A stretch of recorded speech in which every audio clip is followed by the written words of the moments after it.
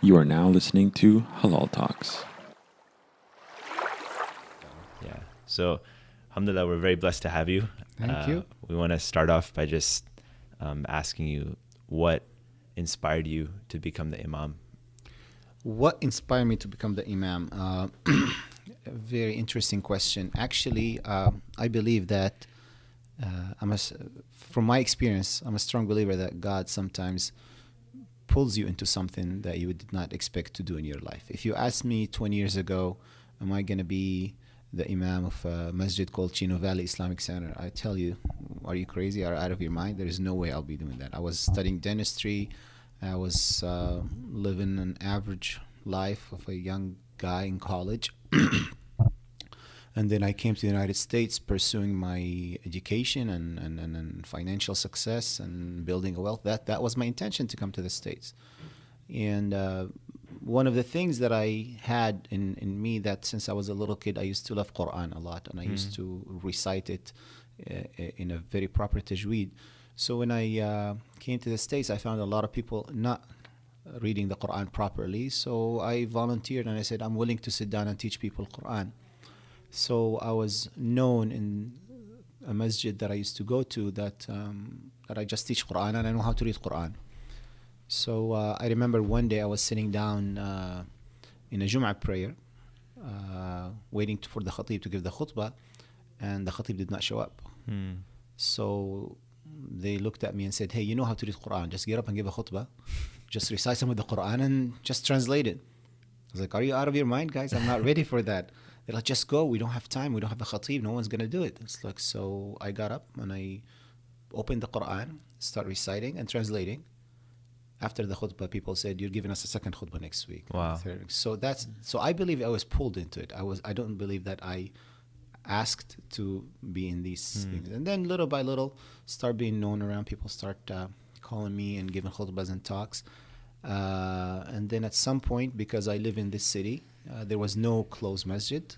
I decided to look into opening a masjid. I found out there's so many people at the same time are looking into opening a masjid in the Chino Valley area. We start meeting at Denny's and Starbucks and Coffee Bean and all that. And alhamdulillah, now we have a huge community with a very powerful program and an amazing physical property. Alhamdulillah. So going back to that day that like you were pulled to do the khutbah first time, did you feel like you had a natural talent for it at that time? Was it hard? I think I lost 20 pounds in sweat that day. It was so scary. I shaked so much. I never shook that much in my life. It was not easy. Even though I was, as a little kid, I used to have this ability to give speeches to about other stuff in school, but never, because giving an Islamic talk is different than giving talk about physics or talk about poetry or something. Because when you're giving an Islamic talk, it comes with a lot of responsibility. People are listening to you. Young kids are listening to you. Converts are listening to you. People who have no understanding of Islam are listening to you. So if you say something wrong and they take it and apply it in their lives, you are actually responsible. It's the burden on you if you're saying something else. So that was the scary part, not speaking out in public for me. So and everyone who is working in the Islamic field should have that worry. When someone leads a prayer, they should actually have that fear that what if my prayer is not perfect? Am I responsible for all the people behind me praying? If I'm giving a khutbah, if I'm giving a talk, I should always be concerned and worried that I might say the wrong thing. I might act in a wrong way that might negatively influence others. On the other hand, the reward is so huge if you influence people in a positive way. But that was my fear, that I might say something that's not right. Because these are the words of Allah. The Quran are the words of God. So if you claim something on behalf of God and it's not accurate or it's not true, then you should be afraid of doing something like that. It's not something I would. Right. So that first time that you went and you gave that khutbah, there was obviously some content that you kind of already had, and was that from just the teaching, or was that just from you learning and being passionate about Islam earlier? So that's how it came to you? Like how did that kind of happen? So, because I grew up in the Middle East, I studied in my school and my elementary and high school and middle school throughout different countries, Jordan, Kuwait, Saudi Arabia, Palestine. I learned a lot about Islam in school, in the normal school. And I graduated from high school from a place called the Islamic Scientific College. And it does focus a little bit more on teaching Islamic things and having an Islamic environment. And then in college, I remember, because I was focused more on my education or dental education, I kind of had a pause on my Islamic education and increasing my knowledge. When I graduated and I started working, I found some interest back in reading and listening to talks and lectures. But at that day, I did not have not even 1% of what I know right now. And a lot of people, by the way, I don't want you to misunderstand the point that I said earlier, that you have to be careful what you say. Yes, you have to be careful what you say because you might affect people. But remember, most of the companions, they brought so many people to Islam and they didn't only maybe know one verse. Most of the companions, they just met the Prophet ﷺ, and the Prophet ﷺ said, I'm a prophet of Allah, and they believed him, and they brought back a whole village to Islam, right? So the fact that you don't know a lot of technical information or knowledge about Islam doesn't mean you should not be participating in da'wah and inviting people to the good path and telling your friends, hey, don't smoke, hey, don't drink, oh, don't do that. You don't need knowledge for that. But you need knowledge when you give rules, when you say what's halal and what's haram. You need knowledge when you try to explain the words of the Quran. That's a different story. So you need some kind of education behind that. So on that day, it was a page in the Quran that I love. One of the verses of the Quran that I love so much, 15 verses of in Surah Al-Furqan. And I used to read them all the time. And so for me, I was trying to convey my feelings about those verses to the people.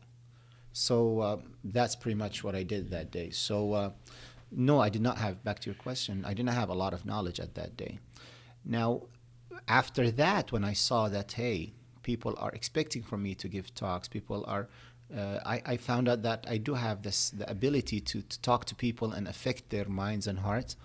Now I thought, you know what, I cannot just stand up and speak. I have to actually study and learn.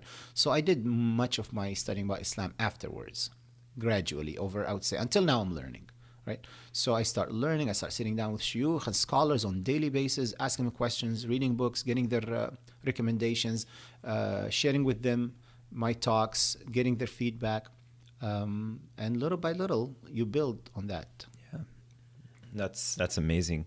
And one of the interesting things about what you've done is not only have you been Imam, but you've also maintained a career in dentistry. The trend that we see usually in America for Muslim scholars, and I'm sure even abroad, is that a lot of people just 100% focus on being Imam, and that becomes their career. So what was it that you did, or was there some type of philosophy that you had behind doing that instead of going 100% into? So I have all the respect and love for the Imams who dedicate their lives for this job. Mm-hmm. And I am by no way saying that that's not the right way. No. Actually, we need people who dedicate their lives to be Imams. Actually, many of them sacrificed a higher career options, higher pays, left their jobs, and they dedicated their time to be Imams of Masajid. They could have been engineers, they could have been computer scientists, they could have been lawyers, and they chose, you know what, I'm just going to dedicate my life to be an Imam. And it's not easy job to be an Imam. All right. So I have no objection on those who choose to do it that way. I personally prefer that I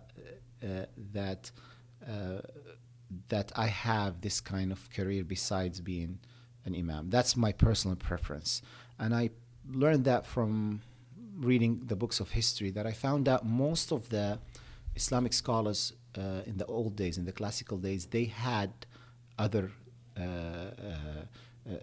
scientific educations. For example, Imam al-Shafi'i wrote a book about medicine. Many of the other scholars were physicists or astronomers. Ibn Sina, a doctor, Razi. Even Abu Hanifa was a merchant, a silk merchant. So we're talking about that people who had other science or some other educational backgrounds and other careers, and at the same time they were doing their religious work.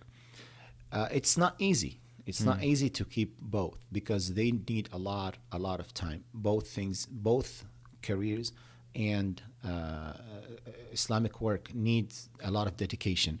And when you have family on top of that, then it becomes extremely difficult to balance between the three. Something has to be sacrificed. Something has to be given. So in my specific situation, the first 10 years of being involved in the Islamic work and having a career and having a family, I had to sacrifice, for example, my social life. So I get invited to weddings, I get invited to gatherings, I get invited to my friends going out. I cannot do all that without being not fair to my kids and my wife. Many of the activists and people who are involved in the Islamic work, they sacrifice a lot of their times, but sometimes they sacrifice their family times as well. So they end up not seeing their kids, they end up not seeing their wives, or not if their sisters, they're not even their husband. Problems at home, sometimes divorces, and this is sad. I don't like to see that. Allah does not want us to sacrifice our families to do da'wah work. He never wants us to do that. Okay, so as a father myself, my priority is my children before the masjid, before all that. So if I'm gonna find myself losing my children or losing my house, no, I should pull back a little bit. I should slow down a little bit. So it came all on the expenses of me going out with my friends, having a good time. That's my choice. I also chose not to work at some point as a full-time as a dentist. So I cut down my days. For many years, I used to work 3 to 4 days a week. And then 2 to 3 days a week, spend it more in the da'wah work and the Islamic work. But again, if that was my preference, my personal choice, if someone chooses to do it this way, then that's good. If someone chooses just to dedicate all their life and all their time to be an imam or work in the Islamic work, then that's also good. We have all options, alhamdulillah, and you can choose either one you want. Yeah, I think one thing that I've kind of noticed too is that by having a career first, you become a little bit more integrated with the community. So you kind of have that perspective a little bit more of the difficulties that someone might be going through on a day-to-day basis. Like kind of we always talk about, you're at work and now you got to go pray Asr, right? But now you got to go to the sink and do your wudu with your foot in the sink and all that kind of stuff. So like kind of getting through that, it's good if there's someone who can relate to that. Like, yeah, I went through that too, and this is how I did it. This is how I scheduled my meetings. And I think kind of like that integration, how you were saying, Dr. Soboh, is I think it is a huge benefit not only for the imam himself, but for I think the community. I think they get a lot out of it. Absolutely. I mean, I by no way I mean that imams should not get other kind of education. Dedicating their lives to be imams does not mean not to get educated or interacted or exposed to the things that's happening outside. It's so sad that sometimes the imams are in this cocoon called the masjid, in this shell, and they have no understanding whatsoever to what's happening outside. I remember in one time I was sitting down and within a group of people, and I was young when I first came to the States, and this imam came from the Middle East who barely speaks English, who does not know anything about the society. So a guy was trying to kind of trick the imam or kind of get an halal answer from him about something that's for sure it's not right. So he told him, there is a company in the United States, a Zionist company called Visa, and another company called MasterCard. They take money and they kill innocent people in Palestine. Can I take their money and not give it back to them? So the imam says, oh yeah, if you're saving people, that's fine. So see, when imam does not even know what's a credit card, okay? Yeah. So that's one, but that's on the extreme. But yes, you're right. On daily basis, making wudu in public bathrooms, making salah in public areas, the imam should know what it feels to be in that situation. They should know what does it feel when you need to buy a house or buy a car or apply for a job or live on campus. Many of the amazing imams, the smart imams in our community, they actually go to campus. They go and deal with students to see how their lives is. They try to be as much as possible interacted with the things that happen with people's lives as much as possible, so they can have that relationship or be relevant to their community.